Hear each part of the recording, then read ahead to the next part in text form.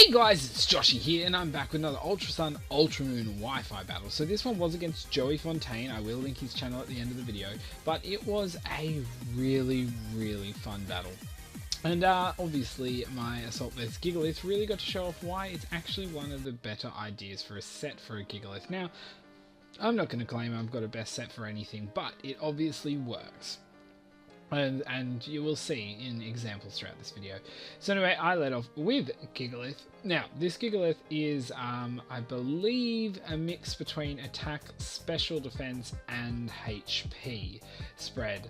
And that way I have Sandstream as my ability. So what Sandstream does gives you an extra 50% special defense if you're a rock type. And then with Assault Vest, I get an extra 50% on top of that. So I actually become quite a specially defensive Pokemon. And a lot of people don't expect that from rock Pokemon. So having a rock Pokemon that actually can do that really can throw some people out. And even if people do know the set or anything, they still have to work against it, and generally has very good defense stats. So, you know, it'd be really cool if you got Drain Punch, he'd become a lot more of a problem.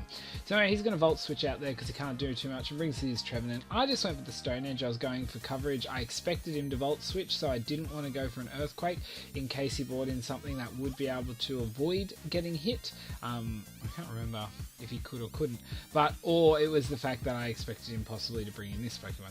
So he goes for the Leech Seed, and so I bought in my Swanna. I wasn't going to stay in here. I thought, I'm not sure if he's going to be physical or specially defensive, but having the super effective, I definitely have uses of my Gigalith later.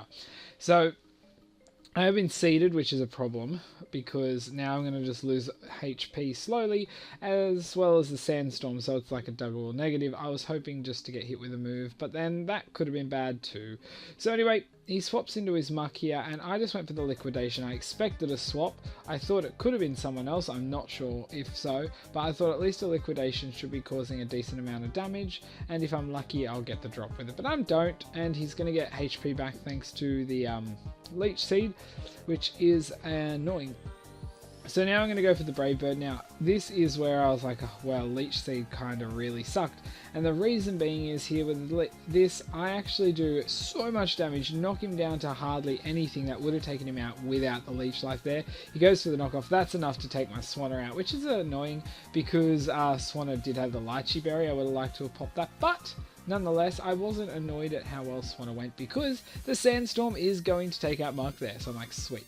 So I bought in Alaska here. This is my Specs Rabombi, and you know, he's going to bring in Aromatisse. So I'm like, okay, well, I know these things are generally specially defensive and slow, so I'm going to go for the Moonblast. I'm hoping he's going to do something else. We'll see. I do over half, but then he goes for a Trick Room. I'm like, ah, damn. Well, I should live a hit because he's most likely not covering a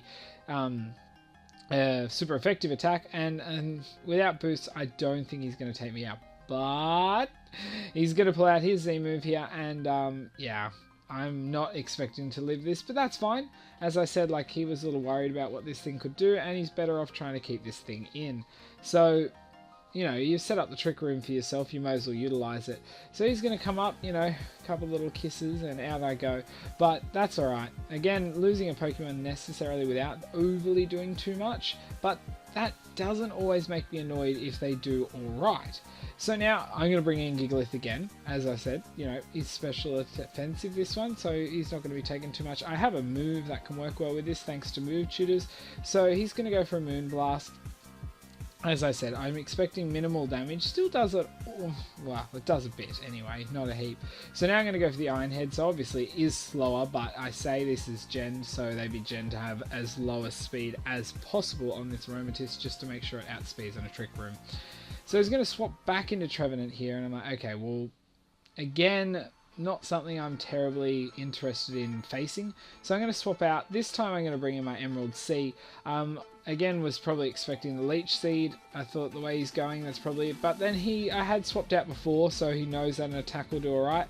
So he does, you know, about half, you know, Liquid Ooze at least activates, so he's going to take damage. But he is going to pop his berry, so, you know, he's probably a Harvest set, but thankfully it is Sandstorm. So I think Sandstorm does lower the chances for a Harvest.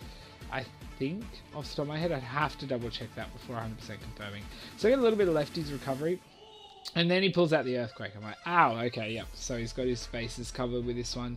So, yeah, Emerald Sea's going down. If I got the Leech Seed, that would have been cool, because I maybe could have lived that. I'm not sure.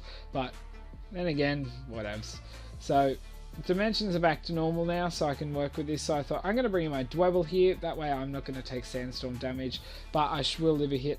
So I'm going to go for a Swords Dance. Outspeeding this thing, again, is built more for a Trick Room, so, you know, that's that. And he's going to go for the Leech Seed, so I'm like, yep, fair enough. I wanted you to attack me with a physical move, so that way I could live and get my weak armor boost, but don't worry. So, losing a bit of HP to the Leech Seed, you know, problematic. So he does get the Harvest this time and gets his Citrus Berry, but luckily he's back over half, so he's not going to be healing anymore. So I went for the Stone Edge, and I miss, guys, as expected. Not really expected, but as dreaded. So he goes for the Horn Leech. He's going to recover more, which is just great. I'm +2 at attack. I would have been better off going for a Swords Dance this turn, obviously. And at least my weak arm is going to activate, so now much faster. So this turn, I thought, I really can't afford to go down right now without dealing with this thing. So I am going to pull out my Z move and get rid of this painful little thing. Because this really is the main Pokemon on his team, walling my Gigalith at the moment, of doing a fair bit of work. Because I have moves, thanks to Move Tutor, which I believe are super effective against all the remaining Pokemon of his, so I can work with it. So I'm going to go for my Continental Crush. This is coming off Rock Wrecker. I do carry that just to make sure I can give this another big bit of oomph. So this is going to take out Trevenant. I'm like, good riddance, you tree.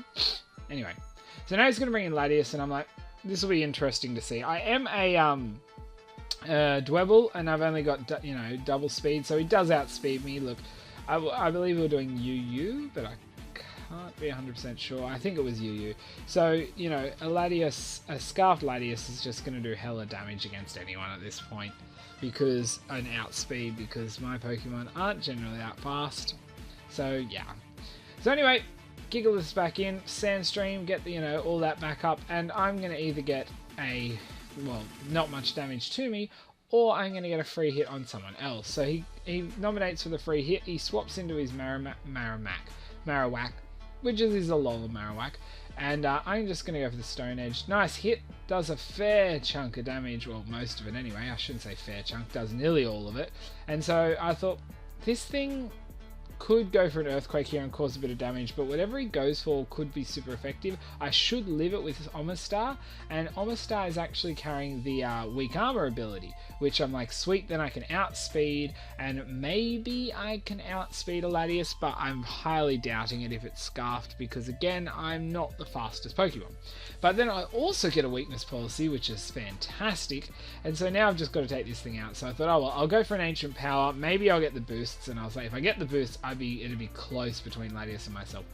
But I don't, of course. So, you know, Marowak's going down there, and we've got 2 left each, but he's left with 2 special attackers. So I'm like, sweet. So he brings in Manectric, and I was like, okay, well, this is going to be interesting. I wonder if I'll outspeed or he'll outspeed. But I do outspeed, thankfully. I believe I am timid to make sure I can get that extra speed. And thanks to the weakness policy boost, I am able to take him out with a Hydro Pump there. Was a little worried about a miss, but didn't matter.